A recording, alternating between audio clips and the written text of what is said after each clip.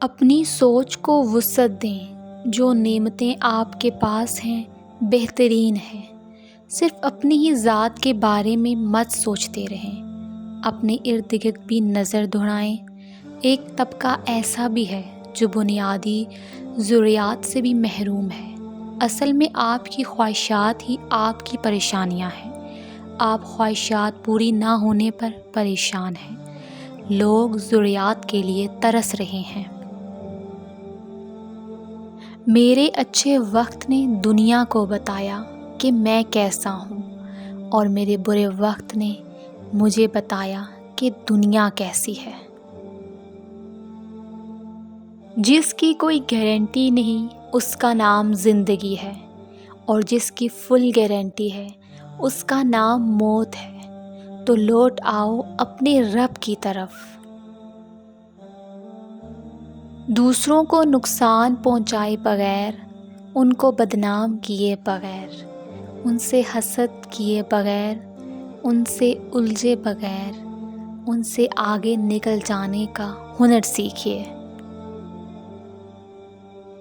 نیک عمل بس وہی ہے جو لوگوں کی تعریف کی توقع سے بے نیاز ہو کر کیا جائے۔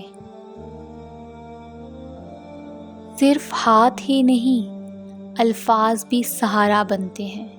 جہاں ہاتھ سے نہ پکڑ سکیں وہاں لفظوں سے تھام لیا کریں۔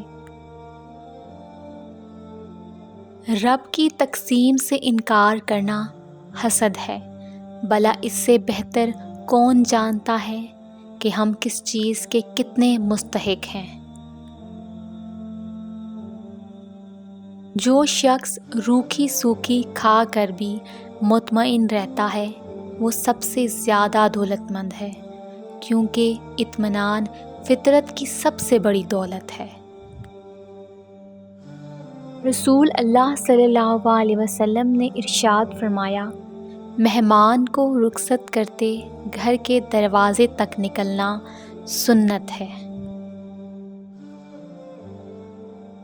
مسکراہٹ روح کا دروازہ کھول دیتی ہے، لیکن نفرتوں کے ہجوم میں ہم یہ بات بھی بھول گئے کہ کسی سے مسکرا کر بات کرنا بھی صدقہ ہے۔ بات کا مطلب الفاظ نہیں، لہجہ طے کرتا ہے۔ بولتے وقت اپنے الفاظ سے پہلے اپنے لہجے پر قابو رکھو۔